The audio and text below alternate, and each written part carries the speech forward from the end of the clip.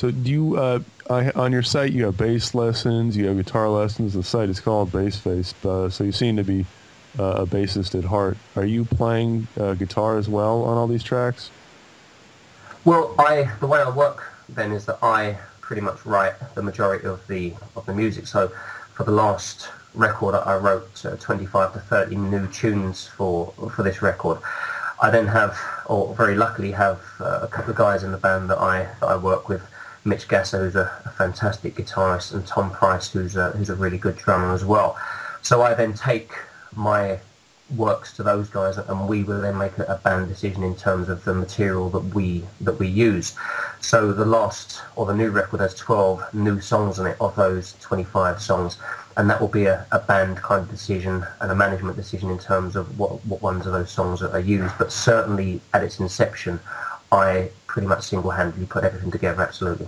Oh, cool. Cool. So do you record demo tracks on guitar or those things, or is in the end, are you just bass and then maybe supporting guitar tracks? And if so, who's your guitarist?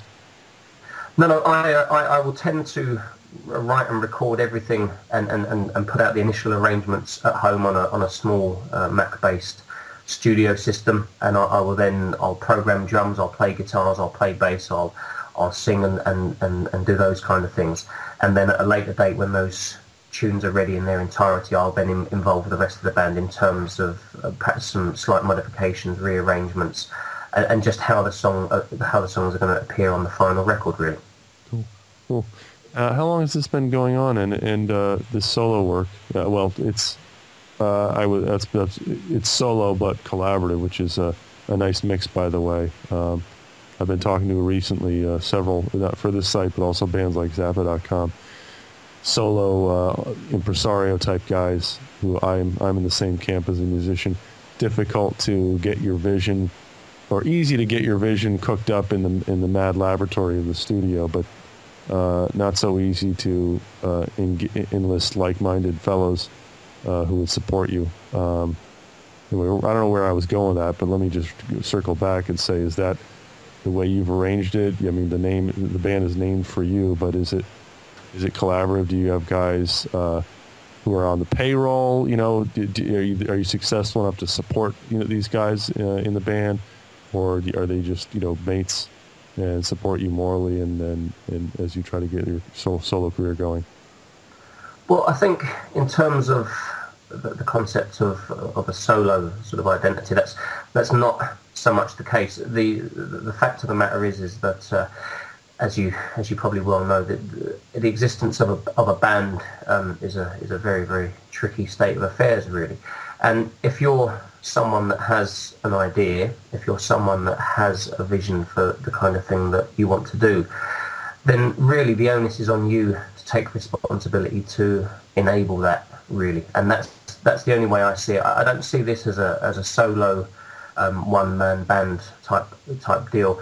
What I see this is me just being the person in the band that takes the decision to primarily drive this thing forward, and I'm the person that takes that responsibility on my shoulders, and I'm the person that enables that to happen. But in terms of the band side of things, I'm very lucky. I have two guys that I work with who play with me because they enjoy what we do, and also I play with them because I very much enjoy what they do and respect what they do ultimately as well. So there's a nice balance between the two. It's not quite a solo project in that respect. It certainly was never intended to be that way.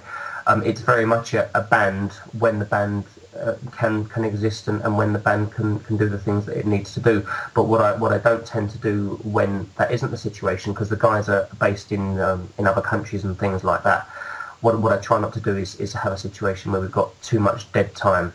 So I will physically take the responsibility for ensuring that this thing moves forward regardless of any other circumstances. Right. That makes sense. Sounds like a great arrangement. Your influences you're listing here are, let's say 5 out of 6. are in my little mini pantheon. I can't quite place it. You're playing bass and you're singing slightly progressive, at least the stuff you have published, rock, in a very high tenor range. That immediately says, ooh, Geddy Lee, Rush template. But there's something else about your voice I can't quite place, and I haven't listened to it long enough. There's some other mix of influences I hear in there, at least in the vocal quality. Has anyone ever given you compared your voice to anyone else? No, not particularly. I understand that there's a guy whose name I can't remember, I'm afraid, but there's a gentleman who was in a band by the name of Saga, who 2 or 3 people have kind of pointed out that my voice is quite similar to.